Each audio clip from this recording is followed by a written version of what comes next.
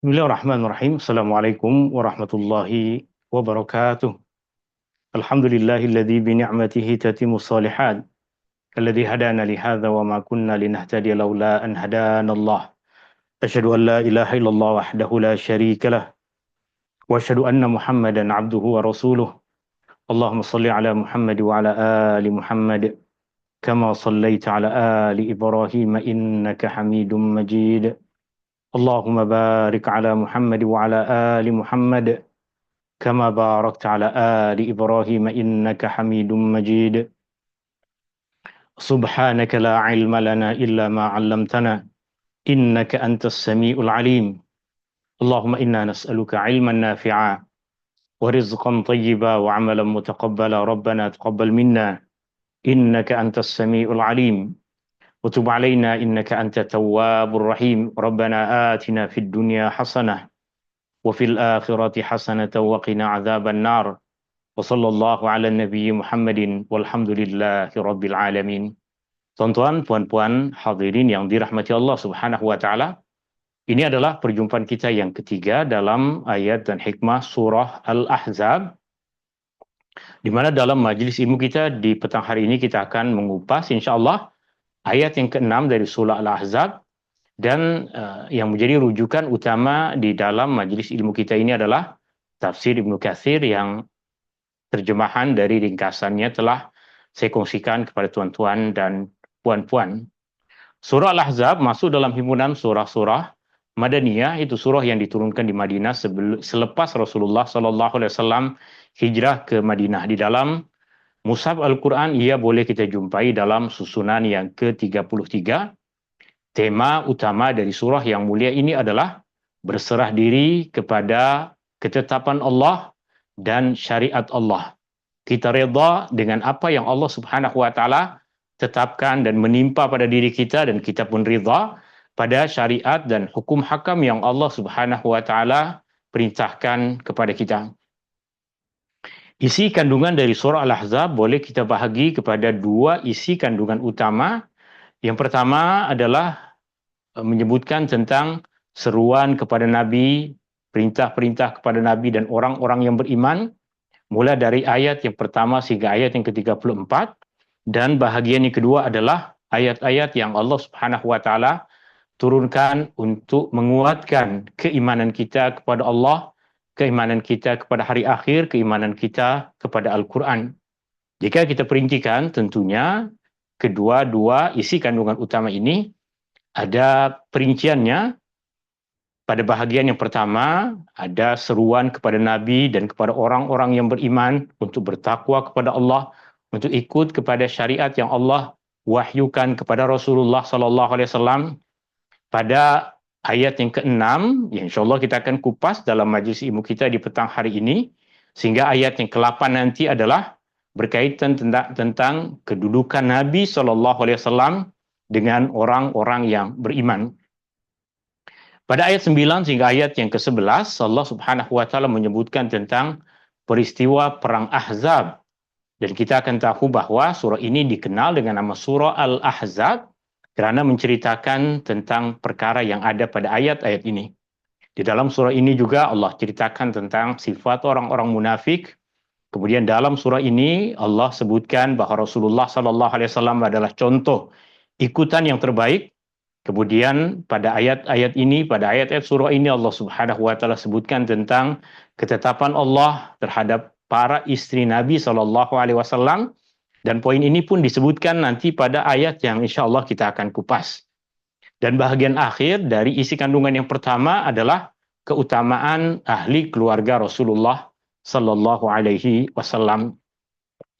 Pada bahagian kedua, ayat-ayat yang Allah turunkan untuk menguatkan, memantapkan keimanan kita, ada orang-orang yang taat kepada Allah dan Rasul, ada ayat-ayat yang menyebutkan tentang mengagungkan Allah, berzikir dan bertasbih, ada ayat-ayat yang menjelaskan tentang tugas dan keutamaan Rasulullah, bagaimana kita bersikap kepada Rasulullah SAW.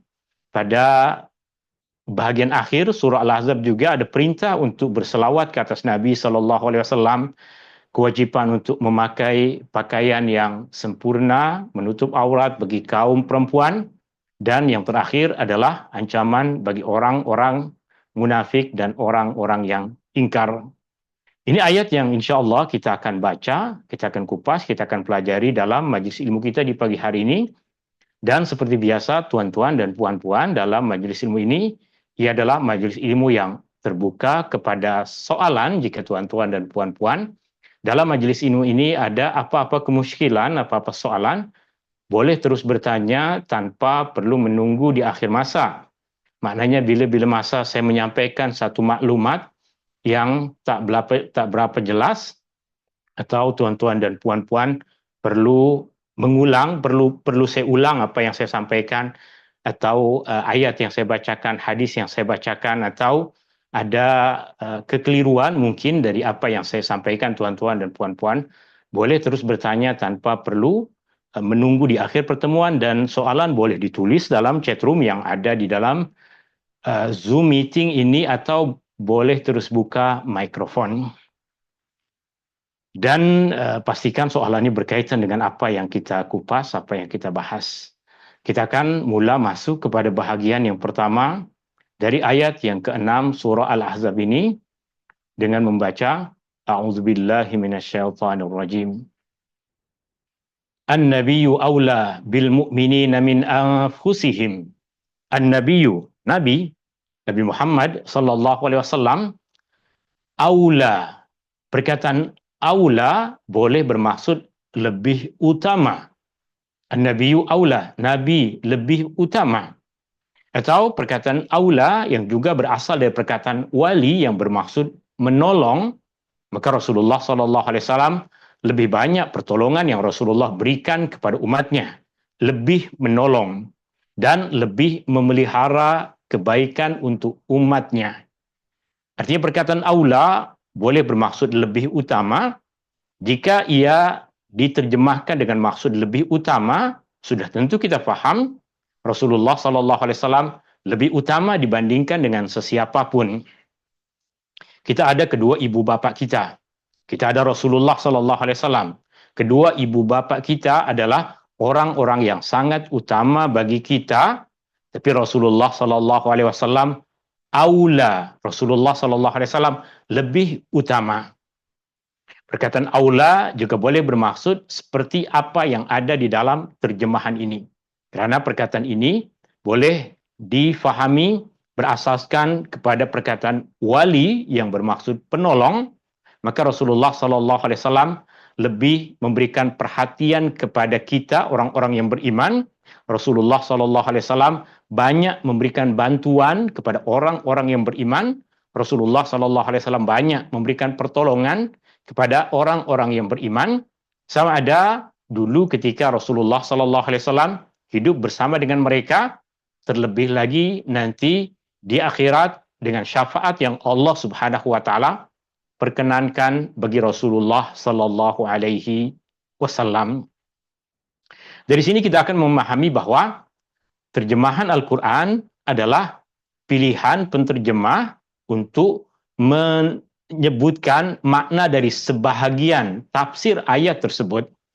Kerana perkataan aula seperti tadi kita sebutkan, ia maknanya lebih luas dibandingkan dengan apa yang ada di dalam terjemahan. Jika perkataan aula diterjemahkan dengan makna yang pertama, maka ia bermaksud An-nabiyyu aula bil mu'minina min anfusihim. Nabi lebih utama dibandingkan Nabi lebih utama bagi orang-orang yang beriman dibandingkan dengan diri mereka sendiri. Itu jika kita terjemahkan dengan maksud lebih utama. Tapi jika diterjemahkan dengan maksud seperti yang ada di dalam terjemahan ini, maka ia bermaksud Nabi lebih banyak memberikan pertolongan dan Nabi lebih menjaga kebaikan orang-orang yang beriman dibandingkan dengan diri mereka sendiri. Kedua-dua makna tadi diperincikan oleh Al-Imam Ibnu Katsir rahimahullahu ta'ala di dalam kitab tafsirnya yang ringkasan dari terjemahan dari ringkasannya.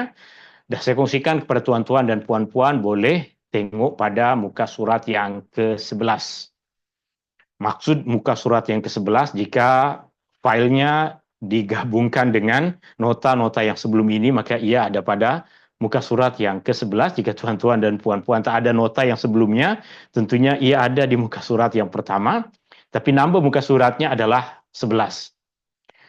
Al-Imam Ibnu Katsir mengatakan, Allah mengetahui kasih sayang Rasulullah sallallahu alaihi wasallam dan keikhlasannya terhadap umatnya.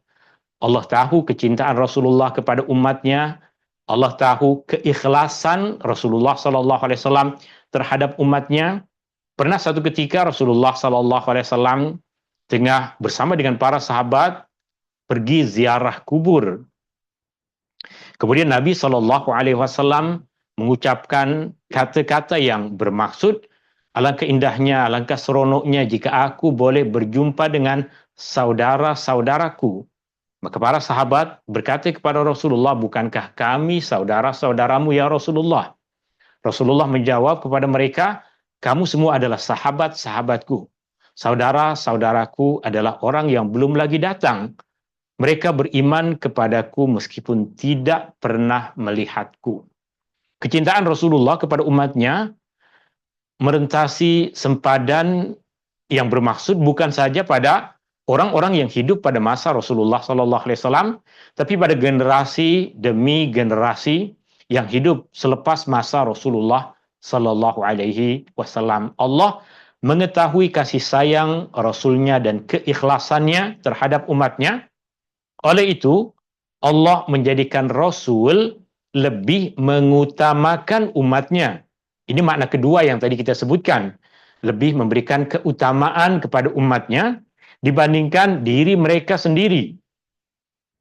Artinya, bagaikan ibu bapa kepada anak, yang dalam banyak keadaan, ibu bapa lebih tahu mana yang lebih utama untuk anaknya dibandingkan yang kurang utama. Kanak-kanak terkadang tak tahu apa yang baik untuk mereka, tapi ibu bapa kerana pengalaman mereka, maka ibu bapa akan memberikan sesuatu kepada anaknya dengan keyakinan bahwa apa yang mereka berikan itulah yang terbaik. Dan Rasulullah SAW memberikan kepada umatnya yang terbaik dibandingkan dengan apa yang umat Rasulullah SAW sangkakan untuk diri mereka sendiri. Allah menjadikan Rasul lebih mengutamakan umatnya daripada umatnya sendiri, daripada diri mereka sendiri, dan keputusan Rasulullah SAW lebih mendahului pilihan mereka sendiri untuk diri mereka sendiri.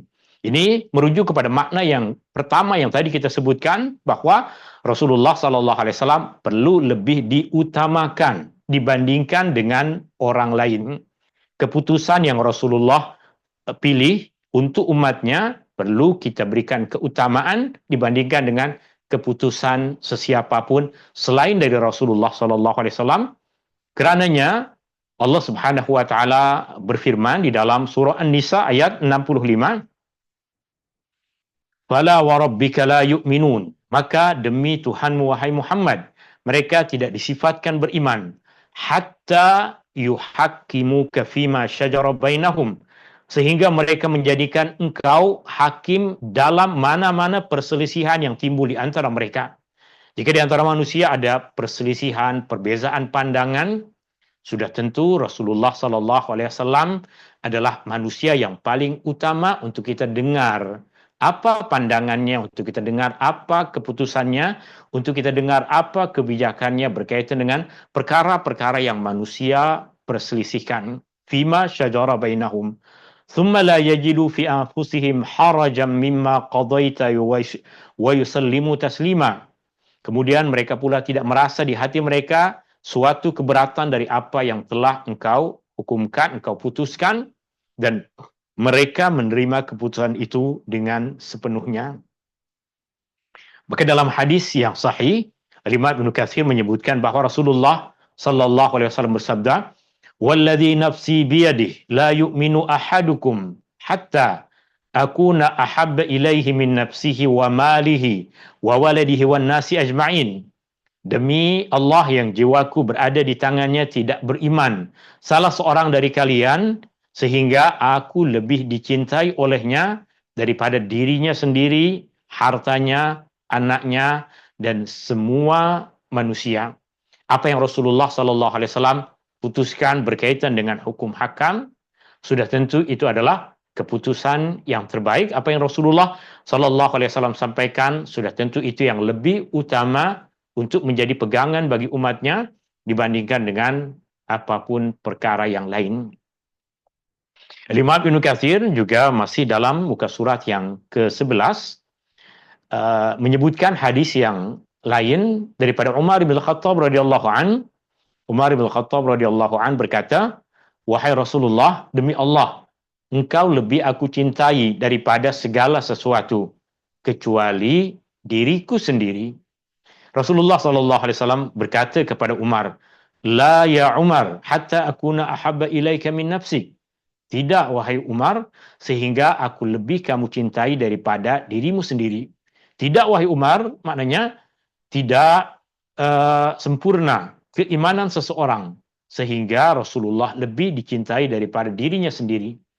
Kemudian Umar berkata, "Wahai Rasulullah, demi Allah, engkau lebih aku cintai daripada segala sesuatu hingga diriku sendiri." Ini akan menggambarkan kepada kita bagaimana pengorbanan perjuangan para sahabat Nabi Sallallahu Alaihi Wasallam untuk mempertahankan Rasulullah, untuk mempertahankan agama yang diajarkan oleh Rasulullah Sallallahu Alaihi Wasallam, wahyu yang Allah turunkan kepada Rasulullah Sallallahu Alaihi Wasallam, dan kitab Al-Quran yang Allah Subhanahu Wa Taala berikan kepada Rasulullah Sallallahu Alaihi Wasallam. Di akhir Rasulullah Sallallahu Alaihi Wasallam berkata kepada Umar, "Al-ana ya Umar, sekarang wahai Umar, sempurna keimananmu." Oleh itu, di permulaan ayat ini Allah Subhanahu wa taala berfirman, "An-nabiyyu aula bil mu'minina min anfusihim." Nabi lebih utama dibandingkan dengan orang-orang beriman pada diri mereka sendiri. Nabi lebih utama bagi orang-orang yang beriman dibandingkan dengan diri mereka sendiri, atau makna yang satunya lagi adalah Nabi lebih memberikan pertolongan, lebih menjaga kebaikan orang-orang beriman dibandingkan diri mereka sendiri untuk kepentingan kita di dunia dan untuk kebaikan-kebaikan kita di akhirat. Contoh kebaikan-kebaikan dunia yang kita akan tahu, Rasulullah Sallallahu Alaihi Wasallam memberikan keutamaan kepada umatnya dibandingkan dengan diri mereka sendiri. Ada pada banyak keadaan. Contohnya adalah Rasulullah Sallallahu Alaihi Wasallam dalam ibadah yang Rasulullah Sallallahu Alaihi Wasallam zahirkan kepada manusia, yang Rasulullah perintahkan mereka untuk buat. Rasulullah Sallallahu Alaihi Wasallam fokuskan pada perkara-perkara yang mudah, pada perkara-perkara yang ringan. Bahkan Rasulullah pernah memarahi sahabat yang melakukan ibadah dalam bentuk yang berat. Muaz bin Jabal radhiyallahu an, salah seorang sahabat mulia yang sangat dicintai oleh Rasulullah sallallahu alaihi wasallam, tapi Muaz pun pernah kena marah oleh Rasulullah sallallahu alaihi wasallam kerana memimpin salat maghrib ataupun isya dengan membaca surah Al-Baqarah. Muaz bin Jabal pernah dimarahi oleh Rasulullah sallallahu alaihi wasallam kerana telah melakukan amalan yang memberatkan umat Rasulullah sallallahu alaihi wasallam. Padahal yang Muaz bin Jabal lakukan adalah satu ibadah, memimpin solat dengan membaca surah yang panjang, tapi tidak semua orang rasa ringan untuk berdiri lama, maka Rasulullah sallallahu alaihi wasallam menegurnya. Juga di antara contohnya adalah Rasulullah sallallahu alaihi wasallam ketika ditanya oleh sahabat tentang bagaimana mendirikan solat malam, Rasulullah sallallahu alaihi wasallam tidak mengatakan, "Solatlah malam sebagaimana aku solat." Tidak, Rasulullah tidak mengatakan seperti itu. Kenapa? Sebab jika Rasulullah mengatakan seperti itu, ia adalah perkara yang sangat berat untuk solat malam seperti yang Rasulullah buat. Maka Rasulullah memberikan jawaban yang memberikan kemudahan bagi umatnya dengan mengatakan, "Salatul laili masna masna." Salat malam, salatlah 2 rakaat, 2 rakaat. Berapa panjang kita solat 2 rakaat? Rasulullah tak sebut pun kita nak baca surah Al-Baqarah ke, nak baca surah Al-Ikhlas ke, dia tak sebutkan perkara itu. Meskipun Rasulullah Sallallahu Alaihi Wasallam sebutkan yang terbaik adalah yang lama berdiri, tapi tak ditentukan kepada umatnya apa yang mesti mereka baca di dalam sholat malam. Itu diantara tanda An-Nabiyyu aula bil mu'minina min anfusihim. Nabi lebih menjaga kebaikan umatnya dibandingkan dengan diri mereka sendiri. Dibandingkan dengan Muaz bin Jabal, sudah tentu Rasulullah Sallallahu Alaihi Wasallam lebih tahu kebaikan untuk umatnya. Itu juga kita sebutkan tentang perkara-perkara yang terjadi di dunia, yang di akhirat pula Rasulullah Sallallahu Alaihi Wasallam pernah mengatakan, setiap nabi Allah Subhanahu wa taala berikan kesempatan untuk berdoa yang mesti akan dikabulkan. Kemudian Rasulullah sallallahu alaihi wasallam mengatakan kepada kita, aku memilih untuk menyimpan doa tersebut agar aku panjatkan nanti di akhirat untuk umatku. Jika doa tersebut sudah diguna pakai oleh Rasulullah masa di dunia, maka sudah habis kesempatan untuk memberikan kebaikan kepada umatnya di akhirat nanti. Maka kerana Rasulullah sallallahu alaihi wasallam adalah aula bil mu'minina min anfusihim, lebih menolong, lebih menjaga kebaikan mereka dibandingkan dengan diri mereka sendiri, Rasulullah sallallahu alaihi wasallam memilih untuk menjadikan doa tersebut sebagai syafaat bagi umatnya di hari akhirat nanti. Imam Al-Bukhari rahimahullah meriwayatkan berkaitan dengan ayat yang mulia ini daripada sahabat Nabi sallallahu alaihi wasallam Abu Hurairah radhiyallahu an, di mana Nabi sallallahu alaihi wasallam bersabda, "Ma min mu'minin illa wa ana aulan nasi bih fid dunya wal akhirah." Tidak ada seorang mukmin pun melainkan aku, kata Rasulullah, adalah orang yang paling utama baginya di dunia dan di akhirat. Paling utama dengan dua makna tadi. Paling utama boleh jadi maksudnya lebih ambil berat tentang umatnya. Atau lebih utama maksudnya adalah tentu Rasulullah adalah manusia yang paling utama bagi umatnya. Tapi makna yang disebutkan pertama oleh Ibnu Katsir, bahwa maksudnya adalah lebih memberikan kebaikan kepada umatnya, lebih memberikan pertolongan kepada umatnya, itulah makna yang kemudian Nabi SAW sebutkan. Nabi suruh kita untuk membaca ayat yang tengah kita bahas ini, Iqra'u in syi'tum, bacalah jika kamu mahu, yaitu An-Nabiyyu aula bil mu'minina min anfusihim. Nabi lebih utama atau Nabi lebih menolong, lebih menjaga kebaikan orang-orang yang beriman daripada diri mereka sendiri. Kemudian Nabi SAW berkata, fa ayyuma mu'minin taraka malan falyarishu 'asabatuhu man kanu. Maka sesiapa sahaja orang-orang yang beriman yang meninggalkan harta benda, maka ia diwarisi oleh ahli keluarganya. Jika ada sahabat yang mati, maka ahli keluarganya yang akan dapat harta tersebut. Tapi wa in taraka dainan aw dhiya'an falyatini fa ana maulah. Tapi jika meninggalkan hutang, jika ada orang mati kemudian ada hutang, atau ada orang yang kesusahan, dia boleh datang kepadaku kerana aku adalah penolongnya. Ini tentunya berkaitan dengan keadaan pada masa Rasulullah SAW. Jika ada sahabat yang kesusahan tak boleh membayar hutang, mereka boleh datang kepada Rasulullah SAW. Jika ada kaum kerabat mereka yang meninggal dunia dalam keadaan ada hutang dan tiada sesiapa yang boleh membayar hutang itu, maka mereka boleh datang kepada Rasulullah SAW untuk Rasulullah SAW tunaikan hutangnya. Lalu bagaimana pula dengan kita? Adakah kita yang ada hutang dengan orang lain, tak perlu bayarlah, biar nanti Rasulullah yang bayar? Bukan macam itu, tuan-tuan dan puan-puan. Hutang wajib dibayar. Tapi sesiapa, berasaskan kepada hadis ini, sesiapa di antara umat Rasulullah SAW yang ada hutang dan telah pun berusaha untuk membayar, dia telah bekerja, mengumpulkan uang untuk membayar hutang. Tapi ajal datang sebelum dia sempurna membayar hutang dan tak ada harta untuk membayar hutang tersebut, maka dia di antara orang yang layak di akhirat nanti untuk mendapatkan bahagian dari syafaat Rasulullah Sallallahu Alaihi Wasallam, karena dia meskipun tidak membayar hutang, bukan orang yang malas, bukan orang yang cuai, bukan orang yang sengaja tidak mahu membayar hutang, tapi orang yang telah berusaha untuk membayar hutang, Allah Subhanahu wa taala halang dia daripada membayar hutang tersebut dengan kedatangan ajal misalnya. Atau boleh jadi ada seseorang yang alhamdulillah duit untuk bayar hutang telah terhimpun.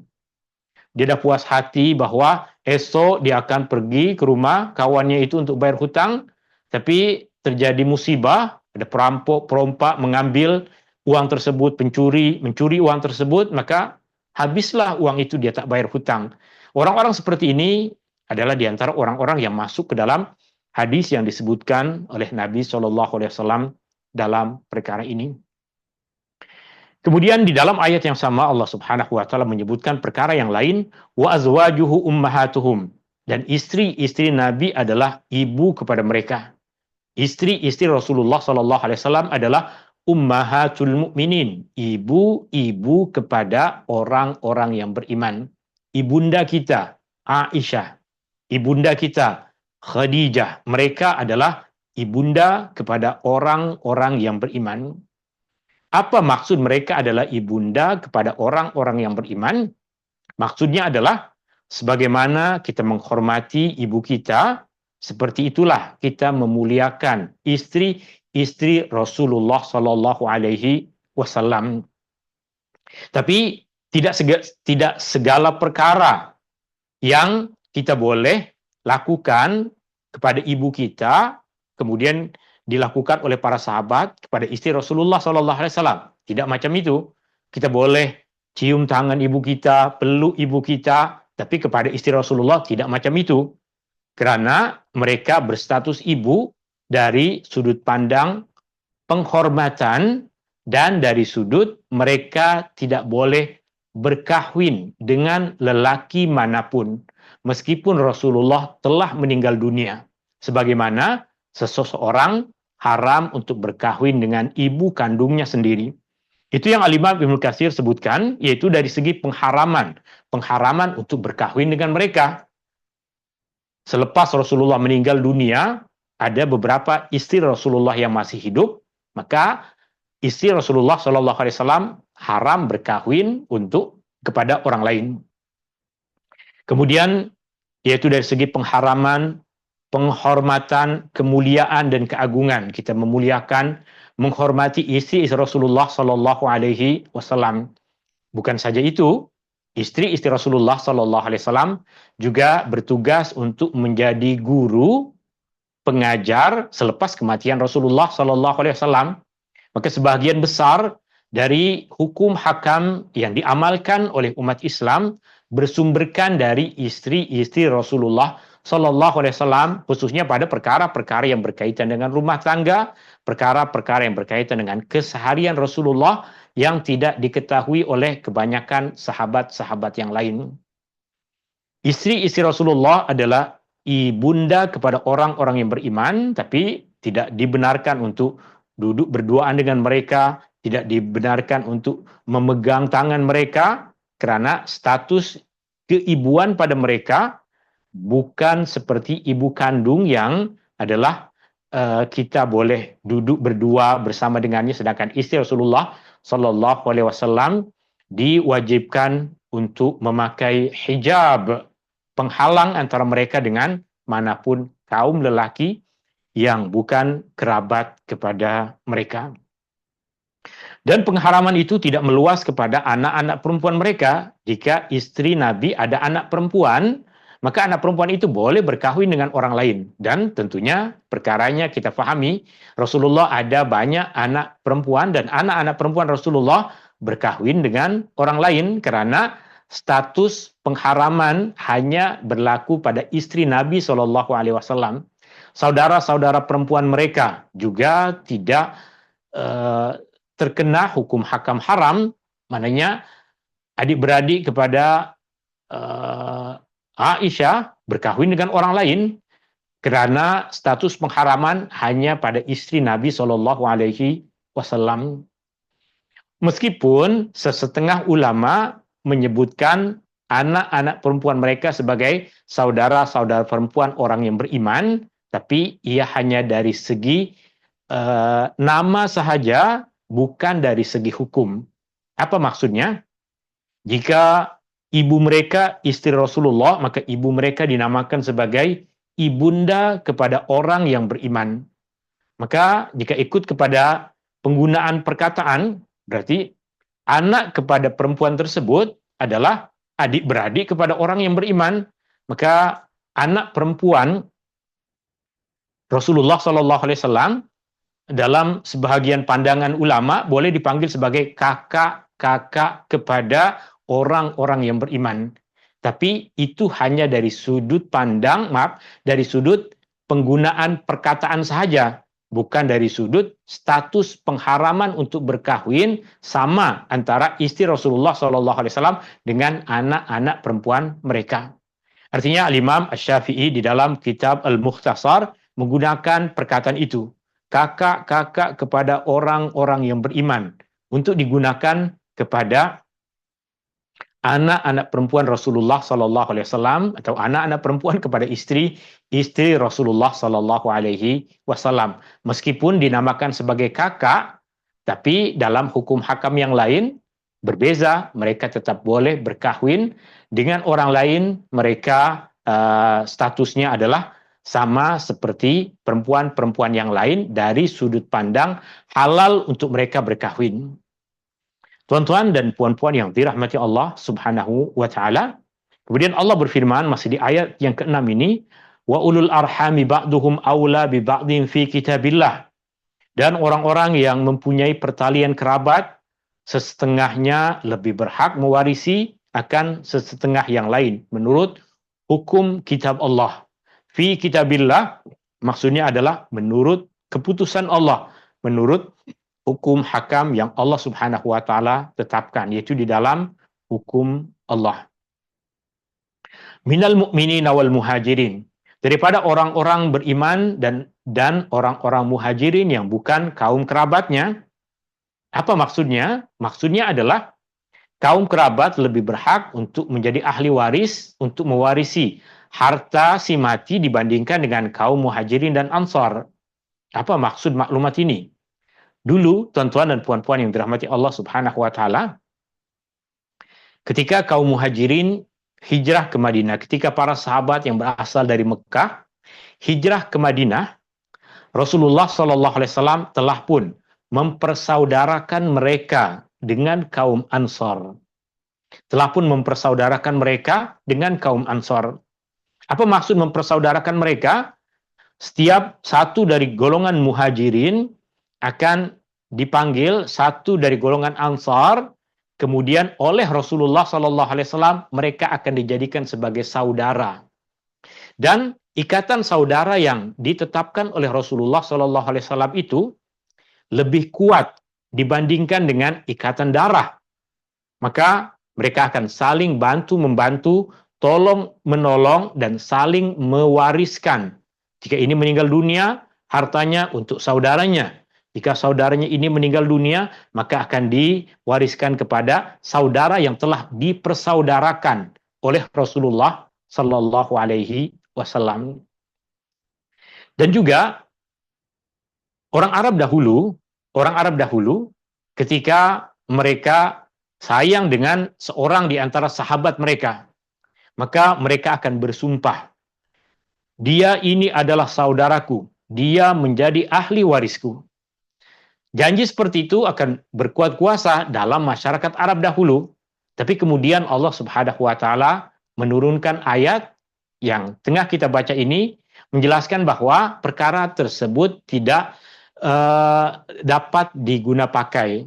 Kamu boleh bersaudara dengan sesiapapun, tapi hak untuk mendapatkan harta pusaka, harta warisan hanya kepada kaum kerabat, orang yang ada pertalian darah yang ditetapkan oleh Allah Subhanahu wa taala di dalam surah An-Nisa. Meskipun mereka adalah sahabat Nabi yang telah dipersaudarakan oleh Rasulullah SAW, kaum kerabat lebih berhak untuk mewarisi daripada kaum muhajirin dan ansar. Kaum Muhajirin dan Ansar, manusia-manusia yang paling mulia. Jika mereka yang paling mulia saja, Allah Subhanahu wa taala tolak mereka untuk saling mewariskan harta mereka, terlebih lagi kita. Maka anak angkat bukan ahli waris, jiran bukan ahli waris, sahabat bukan ahli waris. Jika kita mahu memberikan wasiat untuk mereka, boleh. Jika kita mahu memberikan sebanyak apapun harta kepada mereka, kepada sahabat, kepada jiran, kepada adik, kepada orang yang bekerja kepada kita, memberikan hadiah semasa kita hidup dan memberikan wasiat adalah dibolehkan. Tapi jika sudah masuk kepada bab hukum hakam warisan, maka ia hanya tertakluk kepada apa yang Allah Subhanahu wa taala tetapkan. Al-Imam Ibnu Katsir mengatakan ayat ini telah membatalkan hukum yang sebelumnya mengenai pewarisan melalui perjanjian yang tadi saya sebutkan. Ada orang Arab berkata kepada kawannya, engkau adalah saudaraku. Jika aku mati, harta ini untukmu. Jika engkau mati, hartamu untukku. Itu ada dalam kebudayaan masyarakat Arab dahulu, ataupun orang yang masuk dalam perlindungan satu kabilah, orang yang masuk dalam perlindungan satu kabilah, maka akan menjadi pewaris kepada kabilah tersebut. Tapi semua itu telah pun dibatalkan. Demikian juga persaudaraan yang ada di antara mereka. Persaudaraan yang maksudnya adalah mewariskan. Adapun persaudaraan kerana keimanan, persaudaraan untuk memberikan pertolongan dan bantuan, itu adalah perkara yang baik. Kita boleh terus bersaudara tanpa mengubah hukum hakam warisan yang Allah Subhanahu wa taala telah tetapkan.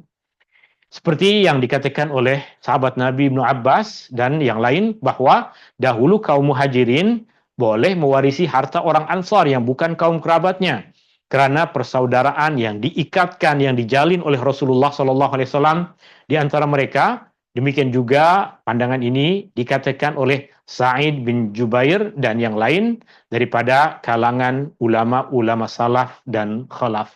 Ulama salaf maksudnya ulama-ulama generasi awal, ulama khalaf maksudnya ulama-ulama generasi akhir. Illa an taf'alu ila awliyaikum ma'rufa, kecuali kamu hendak berbuat baik kepada sahabat-sahabat karibmu itu. Jika mahu memberikan hadiah kepada siapa sahaja boleh. Jika mahu menganggap jiran sebagai, ini jiran ni keluarga saya, ini dah bagaikan abang saya sendiri, boleh. Tapi harta pusaka tidak, harta warisan tidak. Jika mahu memberikan hadiah boleh. Nak berbuat baik adalah boleh. Maksudnya harta warisan yang mereka tidak dapatkan dan yang boleh mereka dapatkan hanyalah pertolongan, saling tolong menolong, kebaikan, memberikan kebaikan, silaturahim, berbuat ihsan, wasiat, semua itu boleh. Yang tidak boleh adalah harta warisan. Kana dzalika fil kitabi mastura. Semua perkara itu telah tertulis di dalam kitab Allah. Allah turunkan Al-Quran sedikit demi sedikit. Artinya, pada permulaan Islam dahulu, banyak hukum hakam yang tidak diperincikan lagi. Tapi hukum hakamnya dah tertulis di Lauh Mahfuz. Sedangkan penjelasan tentang hukum hakam itu datang sedikit demi sedikit. Apa yang halal boleh jadi bertukar menjadi haram. Apa yang haram boleh jadi bertukar kepada halal. Maka di akhir Al-Imam Ibnu Katsir menjelaskan, maksudnya adalah hukum ini bahwa sesungguhnya kaum kerabat itu lebih berhak pada harta warisan antara satu sama lain adalah hukum yang telah ditetapkan oleh Allah dan tertulis di dalam kitab pertama, yaitu Lauh Mahfuz, yang tidak akan diubah atau diganti. Hukum dah tetap, tapi penurunan hukum hakam Allah turunkan sedikit demi sedikit, seperti yang dikatakan oleh Mujahid dan lainnya. Walaupun Allah telah mensyariatkan perkara yang berbeza pada waktu tertentu, artinya dulu hukum hakam tak seperti itu. Kemudian sedikit demi sedikit Al-Quran diturunkan tertentu kerana hikmahnya yang besar. Dia mengetahui bahwa ia akan dibatalkan. Sejak Allah mengutus Rasulullah SAW, tentunya Al-Quran sudah ada sebelum itu. Di mana pengharaman arak telah pun ada di Lauh Mahfuz. Tapi ayatnya tidak diturunkan awal. Ayatnya diturunkan lebih kurang dalam 15 ke 16 tahun selepas Rasulullah SAW mendapatkan wahyu. Maknanya hukum hakam akan terus bertukar pada masa Rasulullah SAW. Allah mengetahui bahwa ia akan dibatalkan sesuai dengan ketetapan azali dan qadar syar'i. Qadar syar'i maksudnya ketetapan Allah berkaitan dengan syariat. Wallahu taala a'la wa alam, tuan-tuan dan puan-puan yang dirahmati Allah Subhanahu wa taala. Ini yang boleh saya kupas dalam majlis ilmu kita di petang hari ini, dan banyak pengajaran tadi yang telah kita pelajari. Kita ambil 2 poin utama dari pengajaran-pengajaran yang tadi kita sebut. Yang pertama, kasih sayang Rasulullah SAW kepada umatnya, sama ada umatnya yang hidup pada masa dahulu ataupun umat yang hidup pada masa kemudian. Rasulullah lebih mengutamakan dan menjaga kebaikan umatnya dibandingkan diri mereka sendiri. Yang kedua, hak pewarisan adalah mengikut kepada hukum Allah. Orang-orang yang mempunyai pertalian kerabat lebih berhak untuk menjadi ahli waris dibandingkan dengan orang lain, meskipun mereka adalah golongan orang-orang muhajirin dan kaum ansar. Wallahu ta'ala a'la wa alam. Ini yang boleh saya kongsikan. Semoga ada manfaat dan kebaikan dari apa yang kita pelajari. Hadani Allah wa iyyakum ajma'in. Subhanakallahumma wa bihamdika asyhadu an la ilaha illa ant astaghfiruka wa atubu ilaik. Syukran. Assalamualaikum warahmatullahi wabarakatuh. Waalaikumsalam warahmatullahi wabarakatuh. Jazakallah khairan Syukran. Ustaz. Jazakumullah khairan. Terima kasih Ustaz. Assalamualaikum. Waalaikumsalam warahmatullahi